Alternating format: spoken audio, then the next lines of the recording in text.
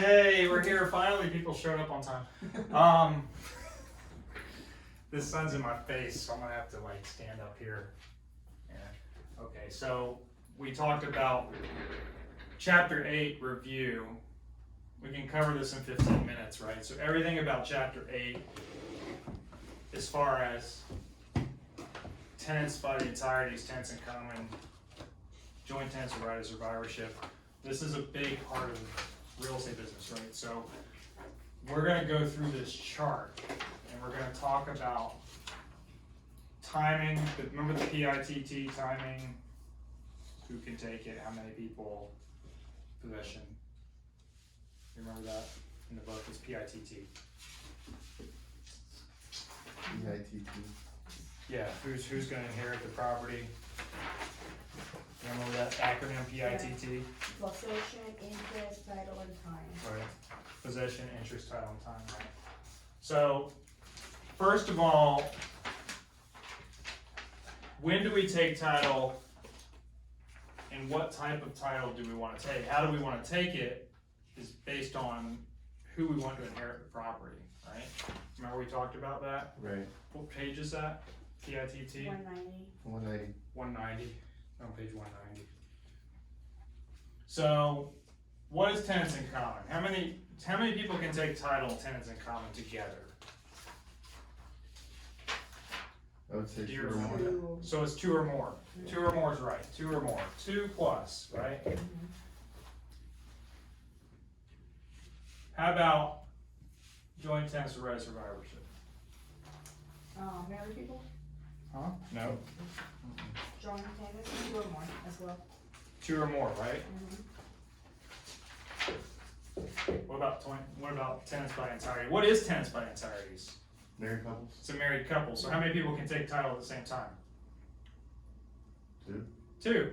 They're married, right? It's 2. Only 2, right? So it's 2 or more for the other ones, right? And then when do they take title? Tenants by entirety, they're married, they're taking it at the same time, right? Same time, right? When does tenants in common take title? Same or different time? Without looking at the book, Oh. same or different time.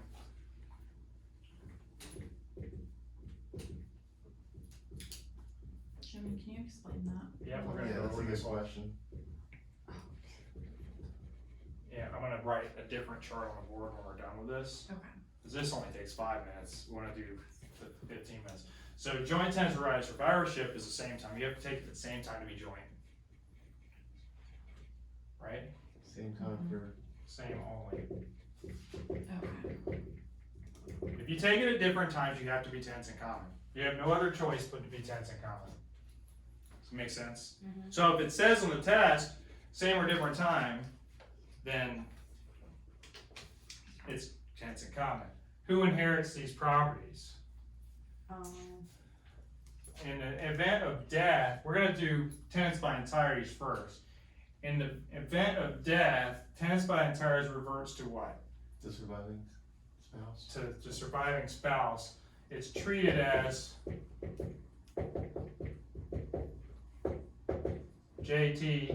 JTWROS, so it goes to spouse. Surviving spouse.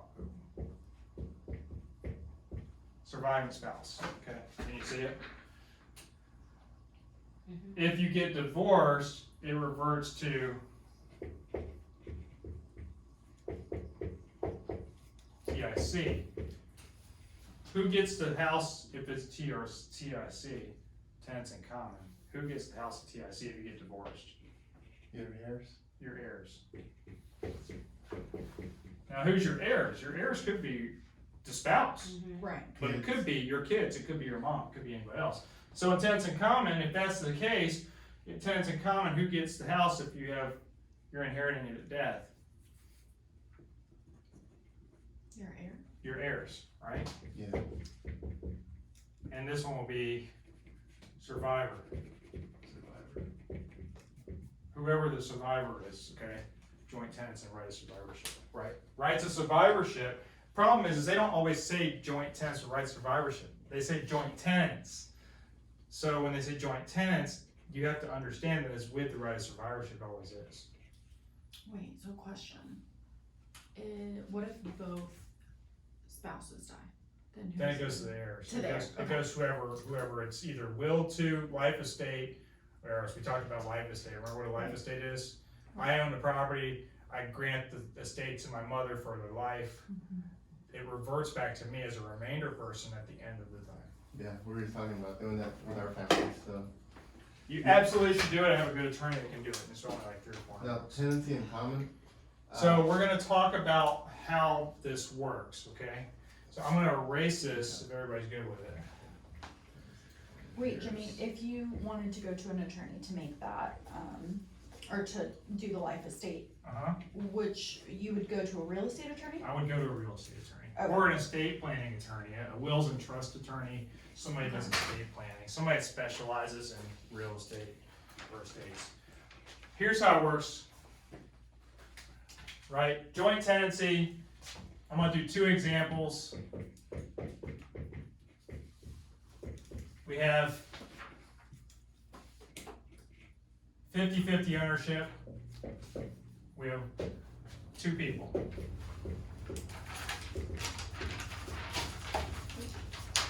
We also have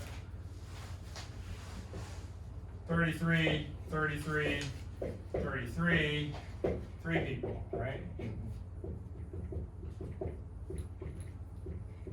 We also have 25, 25, 25, 25, 4 people.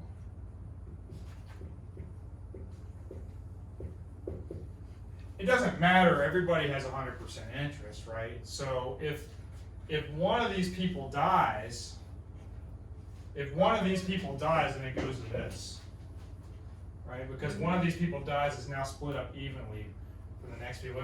If one of these people dies, it's now split up evenly. Right. If one of these people dies, then it goes to 100%. And then it goes to the. That's how it works for joint. Don't think about anything else. Don't bring heirs into this at all. This is how it works. Period. Don't worry about heirs. This is how it works. If somebody dies, the rest of it reverts to the other owners. That's what joint tenancy is. It's real simple, right? Could be 2 brothers buying a house together. It could be a mom and a son. I'm joint tenants with right of survivorship with my mom. My house that I live in, my mom is on title. Okay, my mom is joint tenants with right of survivorship with me. I granted her a life estate to her house, but in turn I put this on my house because if I happen to pass away, somebody needs to deal with the house, so I gave it to my mom. Right, joint tenants with right of survivorship. There's enough money in my 401k or whatever that she could inherit that and pay off the house if she needed to, so my kids have somewhere to stay. So it's good to be in that position if you have enough money to pay off your house, right? Which everybody should shoot for. With interest rates as low as they were, there's no reason to pay off your house. It's better to have a mortgage, right? Rates are high right now, right? Rates are 7%? about 7%. They're not high, but they're Higher. somewhat high. That's fine. Right, that's not high, historically it's still a low rate. Right, so, we have tenants in common.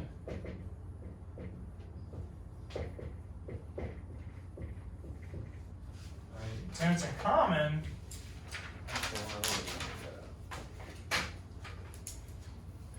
we buy a house together, and I'm gonna use 3 as an example. Two is a,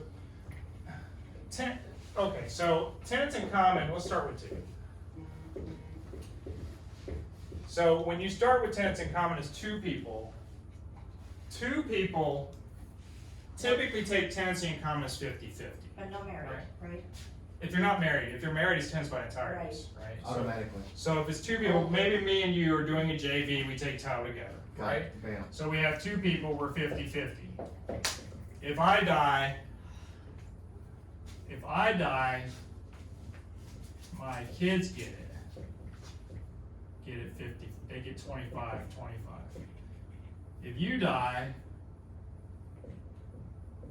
your kids get Split. 10%, 10%, 10%, 10%, 10%, because you have 5. If you choose it to go that way. but it's gonna be, again, the docs, it could be 100% to your spouse. However you have it listed, right, this is how it would go. So that's 3 people, right? Or 2 people, 3 people will be the same thing. It would go to their heirs, and their heirs, and their heirs. And so, you see they get unequal portions, right? But the difference is it doesn't go to the other person, it goes to whoever. It doesn't go to the So when you do a survivor. partnership with somebody, you're more likely to do a tenant in common, you're not Got gonna it. join tenancy, right? So it's important that you do the right thing. If I'm investing 50% into a property, and you're investing 50% into the property, and we're not relatives, you need to be doing tenants in common so that you protect your interests to go to your kids or your spouse, right? If it's me, and I'm doing it with my sister, I'll probably do joint tenants or right of survivorship, because if I pass away, I'm just gonna let her have everything. And then she will distribute it to my kids however she needs to do. But we have a good relationship, me and my sister, we're close. You know, sometimes you have estranged family members you don't wanna do that with, right? Because they're gonna steal it from you and not give it to your You, kids. you buy the rights from them if you wanted to. What do you mean? You don't buy the rights, Or- you do joint tenancy. If you do joint tenancy, it goes to the survivor. If you, now, let's say we bought this 50-50 at the same time, right?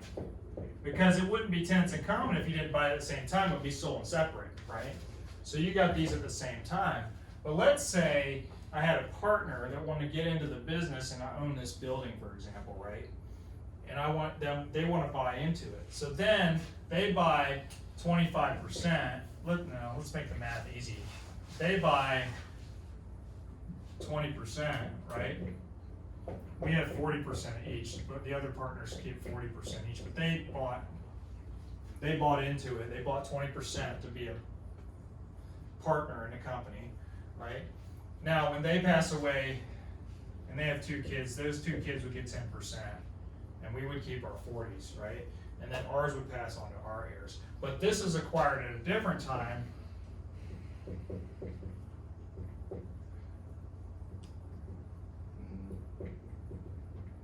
So what they've done is they bought into this after the fact. You can have another person buy into it after the fact if they wanted to. Does that make sense? Because then you could do like 30, 20, 20. You know, maybe this guy didn't want to sell a portion of his, right? And the first partners did that. Now, I wouldn't do this because I don't want to lose that much majority, but in this case, if I had a business partner, we were still over 50%, so it would be okay, but I would prefer not to do that. But they would acquire this at a different time. Not saying that you couldn't do 33, 33, 33 and acquire it at the same time, but in this case, somebody else is buying into your corporation. Maybe you hired an accountant that wanted to be part of your business. Entitled would do that. You can change the deed. You change the deed. So So whenever you change the deed, it's gonna be tenants in common at this point, Yeah. right? Because you've now acquired it at a different time. Remember, Yeah. joint tenancy is same time, or, right? Yeah. Only one that's done at a different time is tenants in common. Got it. The biggest thing you need to understand is the tenants of the entireties reverts to tenants in common if there's a divorce. Tenants entirety. Reverse the tick. That's Right. divorce. In a divorce, if you die, it reverts to joint tenants right of survivorship. That's why tenants by entireties is so important to understand, because if you die, it goes to your spouse. If you divorce, it goes to your heirs, your kids, your parents, your sister, brother, whoever. That creates a lot of family tension when the spouse is an estranged person, Mhm. right? I can imagine. So in a nutshell, that's how tenants by entirety, tenants in common, joint tenancy works. If you think about it in this capacity, it's not that hard. Questions? Anybody? And this is written on the deed.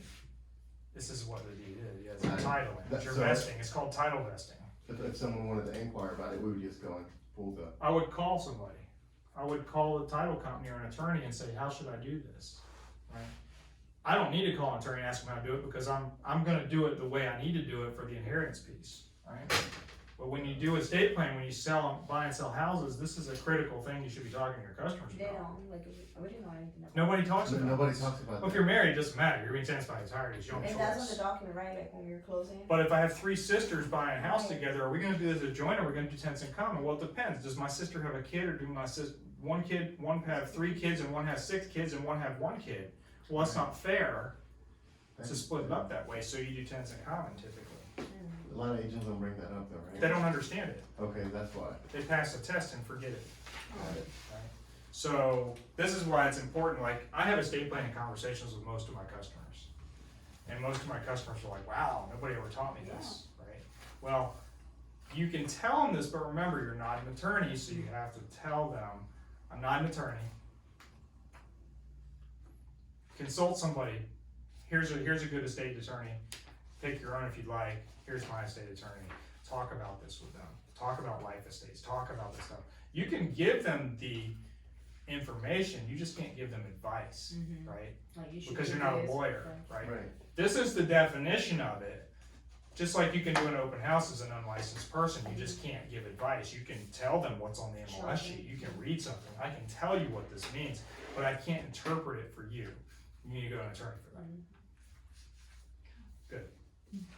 Stay in your